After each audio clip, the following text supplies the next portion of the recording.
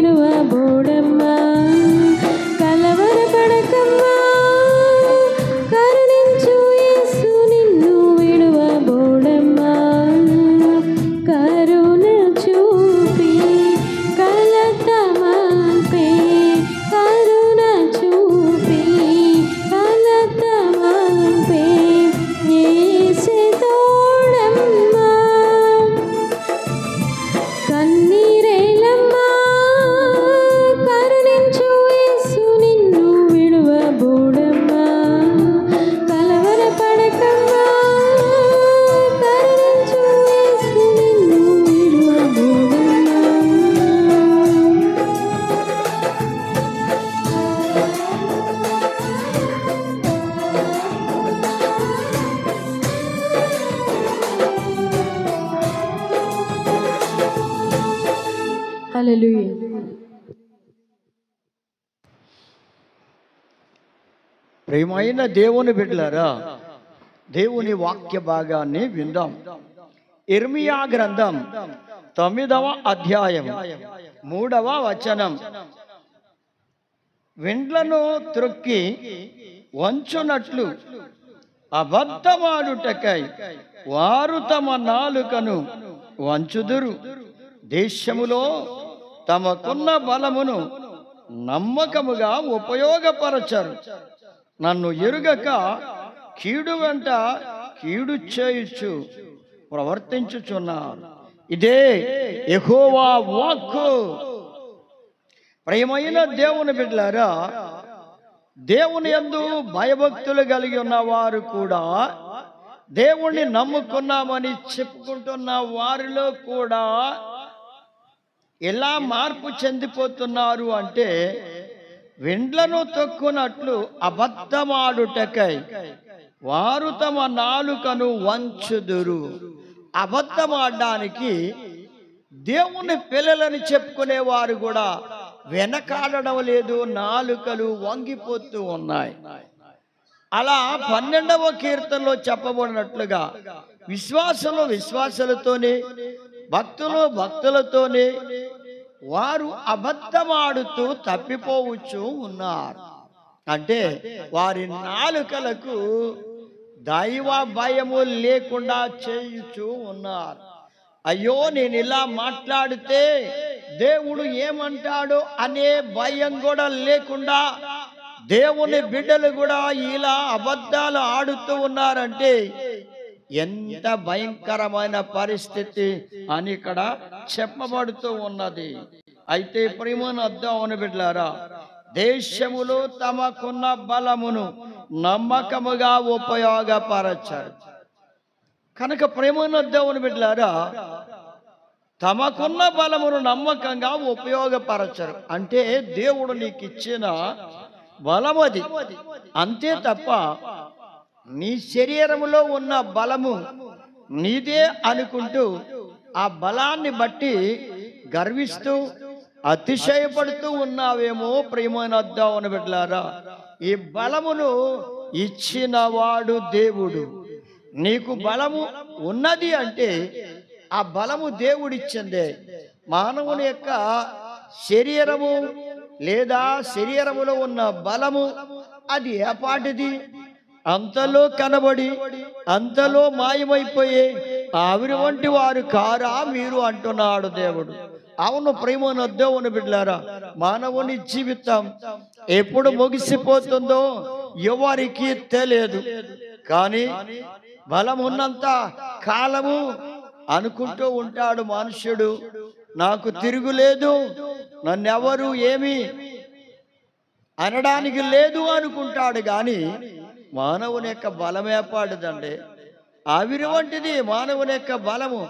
ప్రాణమే ఆవిరి వంటిది, బలం ఏం చేస్తుందంటే. అందుకే దేవుని బిడ్డలారా, నీ బలాన్ని నమ్ముకొని దేవుణ్ణి నమ్మకుండా నీ బలాన్ని నమ్ముకొని నీవు నీ ఇష్టానుసారంగా, దేవుడు నీకిచ్చిన బలాన్ని, ఇది నీ సొంతం కాదు కానీ దేవుడు నీకు అనుగ్రహించిన బలాన్ని నువ్వు నమ్మకంగా వాడుకో, నీ ఇష్టానుసారంగా వాడుకోవద్దు ప్రియమైన దేవుని బిడ్డలారా. అందుకే దేవుని బలాన్ని వెతకండి. మీ శరీర బలాన్ని చూసుకొని అతిశయపడవద్దు, ఇది స్థిరం కాదు. ఏ జబ్బు వస్తే శరీరంలో ఉన్న బలం అంతా ఏమైపోతుందో తెలియదు. ఆ వ్యక్తి జీవితం ఎలా ఉంటుందో, ఎంత దీనస్థితిలోనికి మారిపోతుందో మీరు ఒక్కసారి ఆలోచన చేయండి. కనుక ఏ వ్యక్తి అయినా అంతే, మానవుని శరీరం ఏపాటిది, మానవుని జీవితం ఏపాటిది. అందుకే ఇక్కడ అంటున్నాడు 105వ కీర్తన 4వ వచనములో, యెహోవాను వెదకుడి, ఆయన బలమును వెదకుడి, ఆయన సన్నిధిని నిత్యము వెదకుడి. దేవుని బలాన్ని వెదకండి ప్రియమైన దేవుని బిడ్డలారా. మీ బలాన్ని వెతకొద్దు, దేవుని బలాన్ని వెతకండి. ఆ బలము నీలోనికి వస్తే నిన్ను బలపరుస్తుంది. కనుక దేవుని బలాన్ని వెదకండి. ఆ బలము నీకు కావాలి. నీ శరీర బలము ఏపాటిది అంటున్నాడు దేవుని వాక్యంలో. కనుక దేవుని బలాన్ని వెదకండి. ఆ బలం అయితే నిన్ను బలపరుస్తుంది సోదరుడా, సోదరి. ఎందుకో తెలుసా? నిత్య జీవములో ప్రవేశించడానికి ఆయన బలాన్ని వెదికితే ఆయన బలము నిన్ను బలపరిచి నిత్య జీవం కొరకు సిద్ధపరుస్తుంది, బలపరుస్తుంది. కనుక అందుకే 84వ కీర్తన 5వ వచనంలో అంటున్నాడు, నీ వలన అనగా దేవుని వలన బలమునందు మనుష్యులు ధన్యులు. దేవుని వలన బలమును పొందే మనుష్యులు ధన్యులు. వారి దేవుని వలన బలమును పొందాలనుకుంటున్నావా సోదరి, సోదరుడా? నీ సొంతంగా నీవు నీ శరీరములు బలం పొందాలనుకుంటూ తలస్తూ ఉన్నావా? ఒక్కసారి ఆలోచించు. దేవుని వలన ఎవరు బలం పొందుతారో వారు నిజముగా ధన్యులు, ధన్యులు. ఈ గొప్ప ధన్యత దేవుని వలన బలము పొందిన మనుష్యులే ధన్యులు. కనుక దేవుని వలన బలం పొందుకోవడానికి ఆలోచన చేయండి. ఆయన బలము నీలోనికి వస్తే నిన్ను బలపరుస్తుంది, ధైర్యపరుస్తుంది, స్థిరపరుస్తుంది, ఆదరిస్తుంది, ఆదుకుంటుంది, నిన్ను సరైన మార్గములో నడిపిస్తుంది.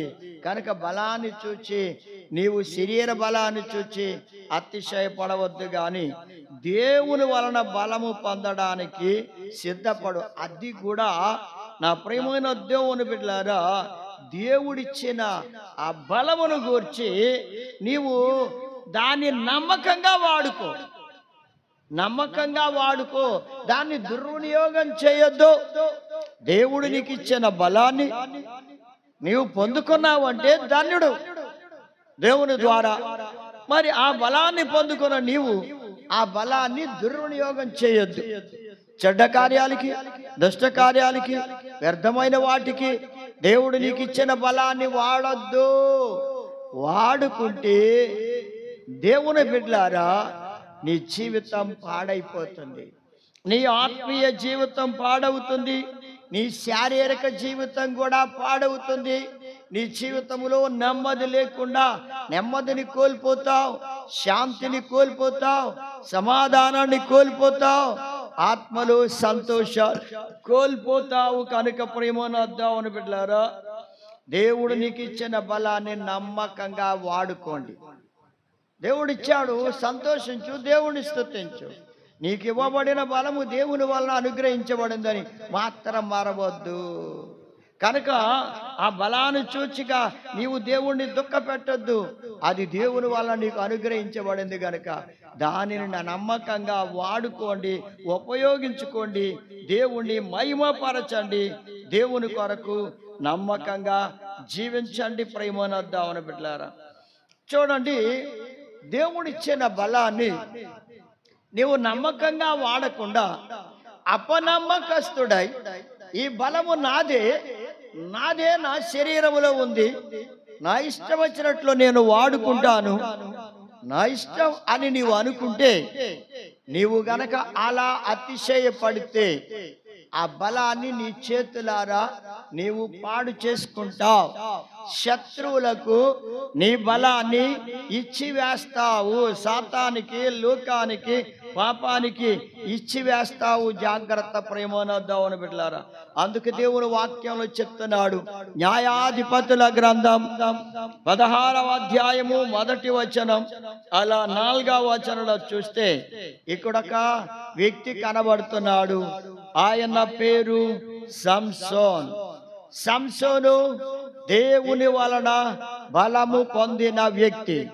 ఆయన ధన్యుడే, దేవుని వలన బలము పొందిన వ్యక్తి, నాజీరు చేయబడిన వాడు, దేవుని కొరకు జీవించే వ్యక్తి, దేవుని వలన అతను బలము పొందాడు, దైవ బలాన్ని పొందిన వ్యక్తి.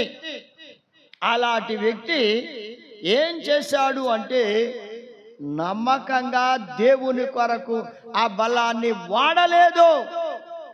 ఏం చేశాడంటే ప్రేమనొద్దామని బిడ్డలారా, గాజాకు వెళ్ళాడు, అక్కడొక వేశ్యను చూచాడు, ఆమె దగ్గరకు చేరాడు. ఆ తర్వాత అక్కడ నుండి మరలా ఎక్కడికి వెళ్ళాడు అంటే షోరేకు అనే లోయలోనికి వెళ్ళి అక్కడొక స్త్రీని చూచాడు. ఆమె పేరు దెలీలా అనే స్త్రీని చూచాడు. ఆమెను మోహించాడు. ఆమెతో పాపములు పడిపోయి తన బలాన్నంతటిని కూడా దలీలాకి ఇచ్చేశాడండి. ప్రేమను దేవుని బిడ్డలారా, ఇది దేవుని వల్ల నాకు అనుగ్రహించబడిన బలం. ఈ బలాన్ని నేను సద్వినియోగం చేసుకోవాలి. దీన్ని దుర్వినియోగం చేయకూడదు. నమ్మకంగా వాడుకోవాలి, అపనమ్మకంగా వాడకూడదు. ఈ బలము దేవునిది, నాది కాదు. నేను ఎందుకు దీన్ని అపవిత్రమైన కార్యాలకి, వ్యర్థమైన కార్యాలకి, దుష్ట కార్యాలకి ఉపయోగిస్తున్నాను అనే భయం గాని, అతనిలో జ్ఞానం గాని రాలేదు. ప్రియమైన దేవుని బిడ్డలారా, ఆ దెలీలా అనే స్త్రీకి తన బలాన్ని ఇచ్చివేశాడు. అది దేవునికి విరోధమైనది. ఎందుకో తెలుసా ప్రియమైన దేవుని బిడ్డలారా, దేవుడు అతనికి ఎందుకు ఇచ్చాడు బలము అంటే, ఆ బలమును దేవుని పని కొరకు వాడాలని దేవుడిచ్చాడు. ప్రతి మనిషికి దేవుడు బలం ఇస్తున్నాడంటే దేవుడిచ్చిన బలాన్ని దేవుని కొరకు వాడుకోవాలి. అందుకే దేవుడిస్తున్నాడు. అలా వాడకుండా దీనిని తన ఇష్టానుసారంగా వాడుకోవడానికి, చెడ్డ కార్యాలకి ఈ బలాన్ని ఇచ్చేశాడు. అనగా దెలీలాకి ఇచ్చాడు, ఒక స్త్రీకి ఇచ్చేశాడంటే తన బలం. ఎంత దారుణమైన పరిస్థితితో చూడండి ప్రేమను దేవుని బిడ్డలారా. ఇది దేవుడిచ్చాడు నాకు ఈ బలం, దేవుని పని కొరకు వాడాలి. ఈ బలాన్ని దేవుని పని కొరకు వాడాలి, దేవుని పని కొరకు ఉపయోగించాలి అనుకోలేదు. తాను సొంతంగా వాడేసుకున్నాడు. దెలీలాకి ఇచ్చాడు, దేవుని పని నిమిత్తం వాడలేదు. మరి దేవుని బిడ్డలారా, దేవుడు నీకు ఇచ్చిన బలాన్ని, దేవుడు నీకు ఇచ్చిన ధనాన్ని, దేవుడు నీకు ఇచ్చిన ఆరోగ్యాన్ని, దేవుడు నీకు ఇచ్చిన జ్ఞానాన్ని దేవుని కోసం వాడుతున్నావా? లేకపోతే నీ కోసమే శరీర కార్యాల కోసం వాడుకుంటున్నావా? ఎలా నీవు ఉపయోగిస్తున్నావు? ఇది దేవుని వలన నీకు అనుగ్రహించబడిన బలం. ఆ ఒక్క మాట నీ జీవితంలో జ్ఞాపకం చేసుకోండి. ఇది దేవుని వల్ల నీకు అనుగ్రహించబడింది గనుక, ఆ బలము దేవునిదే గనుక ఆయన పనిలోనే వాడుకోవాలి. ఆయన కొరకే నమ్మకంగా నేను వాడాలి, పరిశుద్ధంగా జీవించాలి, యథార్థంగా బ్రతకాలి, దేవునికి మహిమ తేవాలి, ఆయనకిష్టుడైన బిడ్డగానే నేను జీవించాలి. ఎందుకు అంటే దేవుని వాక్యంలో చెప్పాడు ప్రభు, ఆయనకిష్టులైన మనుషులకు భూమి మీద సమాధానము కలుగును అన్నాడు. కనుక ఇప్పుడు సంసోను ఎప్పుడైతే దెలీలాకు తన బలాన్ని ఇచ్చాడో అతనికి సమాధానము లేదు. ఎంత నలిగిపోయాడు అంటే, నా ప్రియమైన దేవుని బిడ్డలారా, ఉన్న సమాధానాన్ని పోగొట్టుకున్నాడు, ఉన్న శాంతిని పోగొట్టుకున్నాడు, ఉన్న ఆనందాన్ని పోగొట్టుకున్నాడు. దేవుడిచ్చిన బలాన్ని దుర్వినియోగపరుస్తూ ఉన్నందువల్ల అతడు సమాధానాన్ని పోగొట్టుకున్నాడు. దేవునికి ఇష్టడుగా జీవించడం మానివేశాడు. దెలీలాకు ఇష్టడుగా ఉండడానికి ప్రయత్నం చేస్తున్నాడు.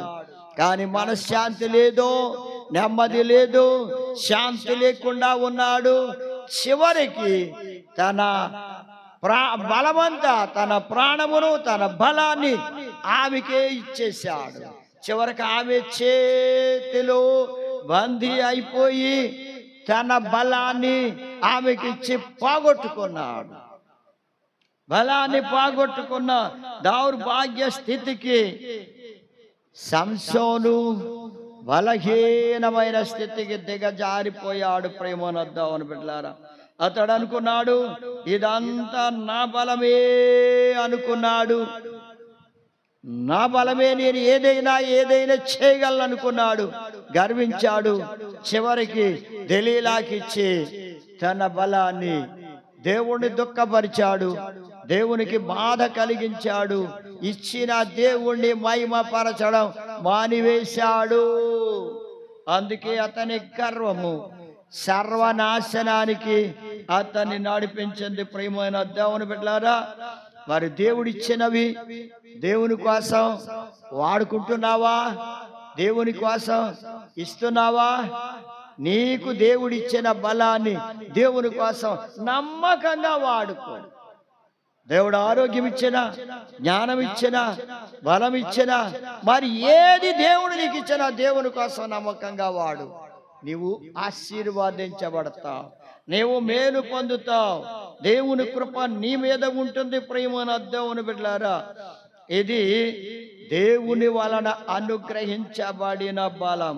అదే అంటున్నాడు చూడండి. బలం అంటే కీర్తన గ్రంథం 62:11 అంటున్నాడు, బలము తనదని దేవుడు సెలవిచ్చను, ఒక మారు 2 మారులు ఆ మాట నాకు వినబడను అంటున్నాడు. ఇక్కడ చూడండి దేవుని బిడ్డలారా, దేవుడు అంటున్నాడు ఆ బలము అయింది, నీకు ఆయన అనుగ్రహించిన బలము అయింది. బలము తనదని 2 మార్లు ఆయన సెలవిచ్చాడు. ఇది ఆయనదే గాని నీది కాదు. కనుక ఆయన ఇచ్చిన బలాన్ని నమ్మకంగా వాడుకోవడం నేర్చుకుంటే నీవు నిజంగా అభివృద్ధి చెందుతావు, ఆశీర్వదించబడతావు, నెమ్మదితో నీ జీవితాన్ని గడుపుతావు. ప్రియమైన దేవుని బిడ్డలారా, అయితే చూడండి 29వ కీర్తన 11 అంటున్నాడు, యెహోవా తన ప్రజలకు బలము అనుగ్రహించాడు. ఇది దేవుని అనుగ్రహమే. బలం కూడా చాలా మంది బలము లేక తూలిపోతూ పడిపోతూ ఎన్నో విధాలుగా బలహీన పడిపోతూ ఉంటున్నారు. అలాంటి వారికి దేవుడు అంటున్నాడు, నేను బలాన్ని ఇస్తున్నాను, ఇది నేను అనుగ్రహిస్తాను మీకు అంటున్నాడు. తన ప్రజలకు ఆయన బలాన్ని అనుగ్రహించేవాడు. ఎప్పుడైతే దేవుడు తన బలాన్ని నీకు అనుగ్రహిస్తాడో ఆ బలాన్ని నీవు పొందుకుంటే ఇది దేవుని అనుగ్రహం వల్ల నీకు లభించిందన్న జ్ఞానమును కలిగి దేవుని కొరకు నీవు జీవిస్తూ ఉంటే, నా ప్రియ సోదరి సోదరుడా, ఆ బలము నీవు ఎప్పుడైతే కలిగి ఉన్నావో, దేవుని వలన అనుగ్రహించబడిన బలాన్ని పొందుకుంటావో, నీకేం కలుగుద్దంట? దేవుడు సమాధానాన్ని కలగజేస్తాడు. ఏం కలగజేస్తాడు?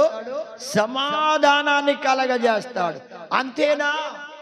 సమాధానముతో పాటు నిన్ను ఆశీర్వదిస్తాడు. సమాధానాన్ని ఇస్తాడు, ఆశీర్వాదాన్ని ఇస్తాడు. ప్రియమైన దేవుని బిడ్డలారా, అందుకే దేవుడు నీకు అనుగ్రహించాడు బలమని నీవు జ్ఞాపకం చేసుకోవాలి, అది గుర్తించాలి. నీవు గ్రహించిన బిడ్డగా దేవుని వలన నాకు అనుగ్రహించబడిందని నమ్మకంగా నీవు వాడుకుంటూ ఉంటే ఆ బలాన్ని దేవుడు నీకు సమాధానాన్ని ఇస్తాడు. ఆ రెండవది సమాధానాన్ని కలగజేస్తాడు, రెండవది ఆశీర్వదిస్తాడు. దేవుని ఇచ్చిన బలాన్ని, దేవుడు నీకు అనుగ్రహించిన బలము వల్ల నీకు కలిగే ఆ గొప్ప విషయాలు ఏమిటంటే, ఒకటి సమాధానం, రెండు ఆశీర్వాదం. ఈ రెండు నీకు కావాలని ఆలోచిస్తున్నావా? లేకపోతే నాకు ఆ బలం కూడా అక్కర్లేదు అనుకుంటున్నావా? ఆయన ఇచ్చే బలాన్ని వద్దనుకుంటే నీవు ఎప్పుడూ బలహీనుడిగానే ఉంటావు తప్ప నీవు బలపరచబడలేవు. అందుకే ఆత్మలో నీవు శక్తి కలిగి ఉండాలి. ఆత్మ చేత నీవు బలపరచబడాలంటే నా ప్రియమైన దేవుని బిడ్డలారా, చూడండి ఎఫెసీయులకు రాసిన పత్రిక 3వ అధ్యాయం 15వ వచనం అంటాడు, మీరు అంతరంగ పురుషుని యందు, మీ అంతరంగములో ఉన్న పురుషుడు నాడే ఆత్మ, ఆ ఆత్మ అంతరంగ పురుషుని యందు శక్తి కలిగి ఉండండి. ఏం కలిగి ఉండాలి? అంతరంగ పురుషునిలో, ఆ అంతరంగములో శక్తిని కలిగి ఉండాలి.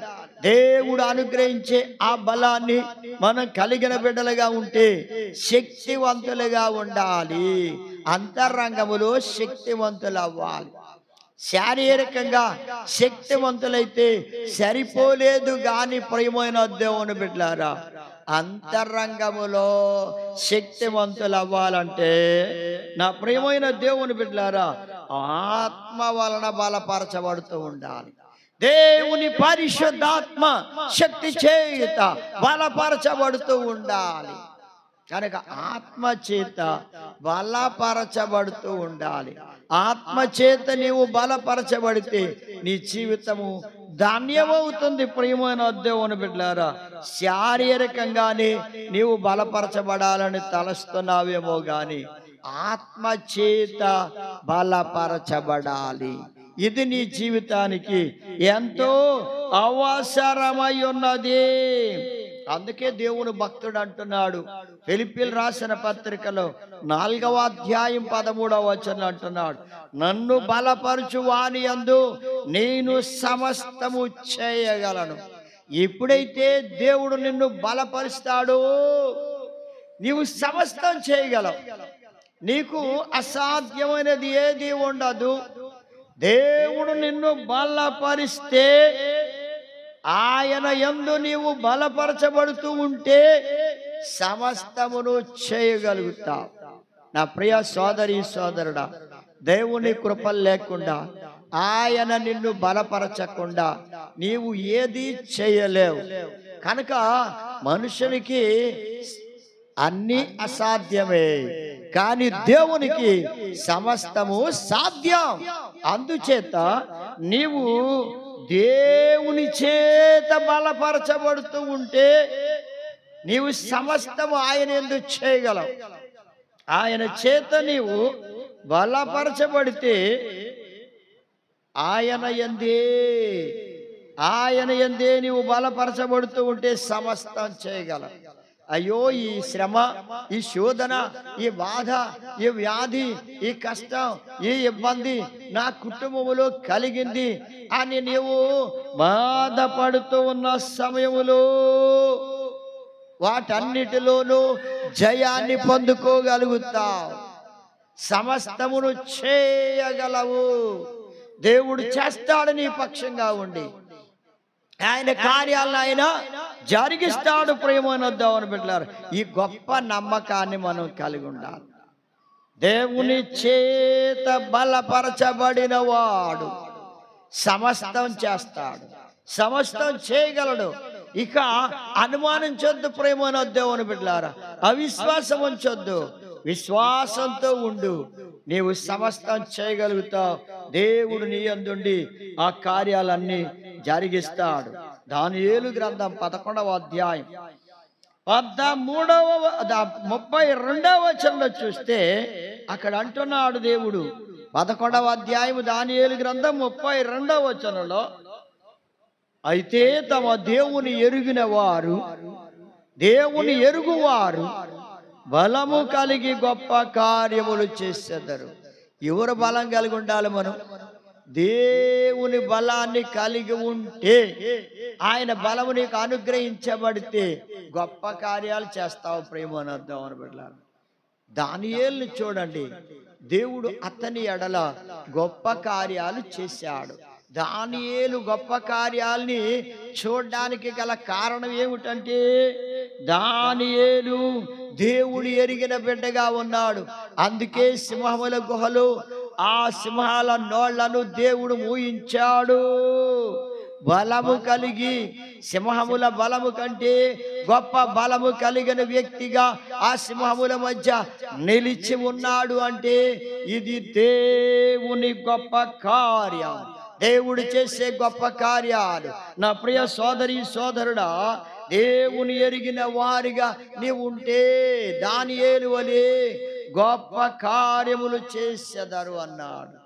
గొప్ప కార్యాలనే దానియేలు చూచాడు. నీవు కూడా చూస్తావు. ప్రేమను అర్థం అని బిడ్డలారా, అందుకే దేవుని బలాన్ని పొందుకోవడానికి సిద్ధపడండి. అది ఆత్మ చేత నీవు బలపరచబడతావు. దేవుని ఆత్మ చేత బలపరచబడతావు. అందుకే చూడండి ప్రేమనొద్దామని బిడ్డలారా, యోహాను సువార్త 5వ అధ్యాయము 8వ వచనంలో చూస్తే యేసు ప్రభువారు నీవు లేచి నీ పరుపెత్తుకొని నడువుమని చెప్పగా వెంటనే వాడు స్వస్థత నొంది తన పరుపెత్తుకొని నడిచెను. ఇక్కడ బెతస్దా అనే కోనేరు ఉంది.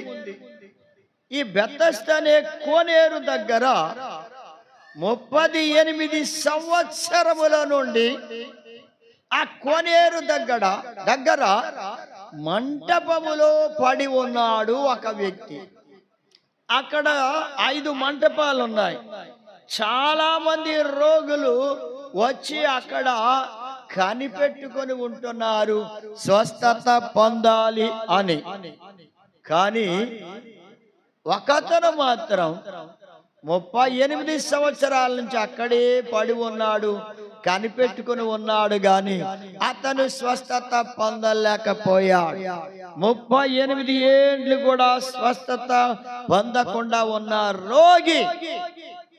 అయితే అతని దగ్గరికి ప్రభువైన యేసు క్రీస్తు వారు వచ్చి ఆయన అంటున్నాడు, నీ పరుపెత్తుకొని నడవమని చెప్పగానే చూడండి ఎంత కాలము నుండి అతను అక్కడ పడి ఉన్నాడంటే 38 సంవత్సరాల నుండి. అయితే అతను నడవలేని స్థితిలో ఉన్నాడు 38 సంవత్సరముల నుండి. కనుక అలాంటి వ్యక్తిని ప్రభు అంటున్నాడు, నీవు లేచి నీ పరుపెత్తుకొని నడవమంటే అతను లేచి పరుపెత్తుకొని నడుస్తున్నాడు. అంటే నా ప్రియమైన దేవుని బిడ్డలారా, ఎంత కాలము నడవలేని వానిలోనికి దేవుడు చెప్పిన మాట, యేసయ్య చెప్పిన మాట, నీవు లేచి నడవమనే మాట అతనిలోనికి బలాన్ని పంపించింది. అతనిలోనికి బలాన్ని పంపించగానే, దేవుని బలము అతనిలోనికి ప్రవేశించగానే అతనిని బలపరిచింది. దేవుని బలము అతనిని బలపరచగానే అతడు లేచి పరుపెత్తుకొని నడవడం మొదలు పెట్టాడు. ఎంత గొప్ప దేవుడో చూడండి ప్రేమనొద్దామని బిడ్డలారా. దేవుని బలము అతనిలో ప్రవేశించింది గనుక అతను లేచి పరుపెత్తుకొని నడవడం మొదలు పెట్టాడు. నా ప్రేమను దేవుని బిడ్డలారా, 38 ఏండ్ల నుండి అదే పరిస్థితులు లేవలేని వ్యక్తి ఇప్పటికిప్పుడు లేచి నడుస్తున్నాడంటే ఇది దేవుని బలమే. అందుచేత ప్రేమను దేవుని బిడ్డలారా, ఎంత కాలము నుండి నీవు ఆ వ్యక్తి వలె రోగముతో అనగా బలహీనతల్లో ఉండిపోయావు, ఏ బలహీనతలు ఉన్నావు, ఏ వ్యాధులు ఉన్నావు, ఏ పాపమనే బలహీనతలు ఉన్నావు, నీలోనికి దేవుని బలం ప్రవేశిస్తే నీవు బలపరచబడతావు. దేవుని బలము చేత నీవు లేచి చక్కగా నడుస్తావు. నీవే పాపములో ఉన్నావు, ఏ అపవిత్రతలో ఉన్నావు, దాన్ని విడిచిపెట్టి లేవాలి, లేచి నడుస్తావు. దేవుని బలము నీలోనికి ప్రవేశించగానే నీవు లేచి నడుస్తావు. నీ పాపములను విడిచిపెట్టి నీవు చక్కగా నడుస్తావు, ప్రభులో నడుస్తావు, నిత్య రాజ్యం కొరకు నడుస్తావు, దేవుని రాజ్యం కొరకు జీవిస్తావు, పరలోక రాజ్యములు చేరతావు.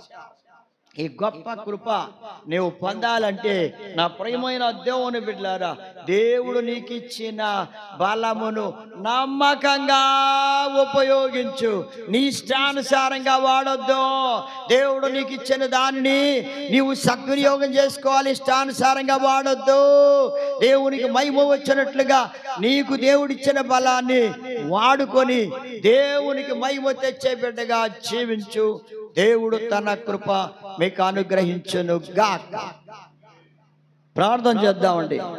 స్తోత్రము నాయన, పరిశుద్ధుడు పరిశుద్ధుడైన దేవుడు, మీ మహాప్రేమను బట్టి కృపను బట్టి బిడ్డలు విన్న వాక్యం వారి హృదయాల్లో ముద్రించండి. అయ్యా, బలం అనేది మీరిచ్చేది అని, ఈ బలాన్ని సద్వినియోగం చేసుకోవాలని, ఈ బలాన్ని బట్టి అతిశయపడకూడదని, ఆ బలాన్ని నమ్మకంగా వాడుకోవాలని, దుర్వినియోగం చేసుకోకూడదని మీ లేఖనం ద్వారా విన్నాం ప్రభువా. మీ చిత్త ప్రకారం నడవడం బిడ్డలకు నేర్పించి మిమ్మల్ని కనపరిచేవారిగా, మిమ్మల్ని స్తుతించేవారిగా సిద్ధం చేయండి. వాక్యం వినే బిడ్డలందరినీ దీవించి ఆశీర్వదించి మహిమ ఘనత ప్రభావాలు పొందమని, ఆత్మలను రక్షించమని యేసయ్య నామాన్ని బట్టి ప్రార్థించేవాడు కొనుచున్నాము తండ్రి. ఆమేన్. మన తండ్రి అయిన దేవుని ప్రేమ, ప్రభు అయిన యేసుక్రీస్తు వారి కృప, పరిశుద్ధాత్మ అన్యోన్య సహవాసం సదాకాలం మీతో ఉండును గాక. ఆమేన్.